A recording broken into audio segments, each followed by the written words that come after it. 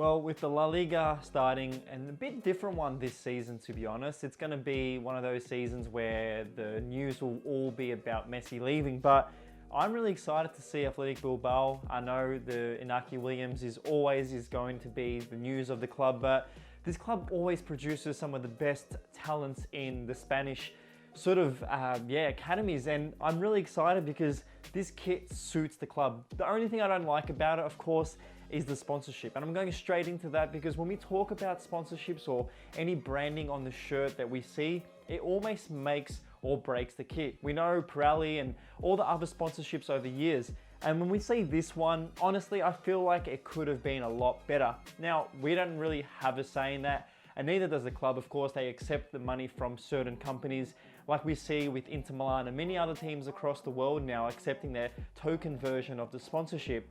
We're still going to be seeing some of these non-token version branding in the future, and I think this one, as much as it tried with the white bold outline on the sponsorship, I kind of wish there was some other version. I believe even the K on its own would have been a lot more fitting.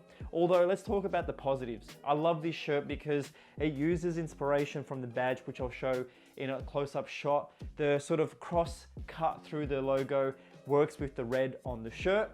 Within its context is basically two different reds running through the middle. We've got the three main white stripes as well as the four bolder red ones, and they work pretty well, and I do love the gradient. I kind of wish it sort of had that gradient that we saw in the Man United and even Spurs kit a couple of seasons ago where it went from light to dark. Now again, the sort of weird part about this is that the reds only work at the front. It's pretty disappointing not to see that at the back. I would have loved to have seen that because when we look at the red at the bottom of this shirt and then we look at the red on the main part of the panel, it's again just confusing why there's two different reds on the back. This would have worked a lot better if the back was even white with the stripes. Again, I understand when it comes to rules and regulations for name sets, but overall, New Balance is making some amazing kits. I'm really excited to see New Balance push the boundaries once more. I think with the Lille and Dynamo Kiev that I got to be a part of, but even this one, a great collection. Really excited to see what New Balance can do with the other kits.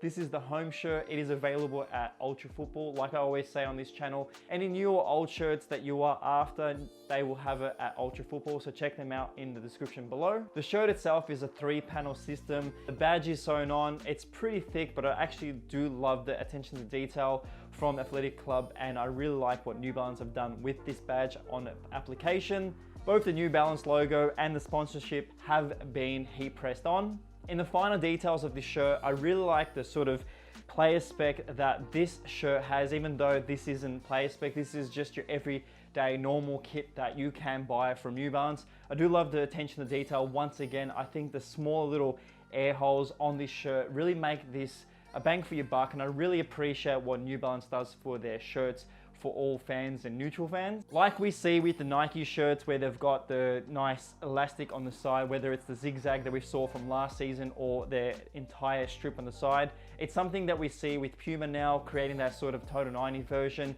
It's New Balance's version that I'm talking about today. It's the little identification that it's a New Balance product with the NB dry on the back. And if you do have a chance to check any New Balance item in store, do check out the back side of that, as it will have either a call to the club similar to what Nike had on their badge. So with this one, it does have a little mention for something special to Athletic Club. You know what, having this shirt on, actually appreciate the shirt a lot more. When I first saw this shirt and many of the other New Balance items that I have in my possession today for reviews, I wasn't a fan of the neckline or the collar. It's similar to what Puma has with the confusing one. Kit Kingdom did something funny with the Man City one. And I think this season, we're gonna see a lot of manufacturers push their own boundaries from last season and the seasons before, because I think us shirt collectors are finally getting our voice heard, as I've said in many episodes. Now with this one on me right now, I have to say, if you are a medium as usual, always go a size up. So again, if you're a small, always go a medium.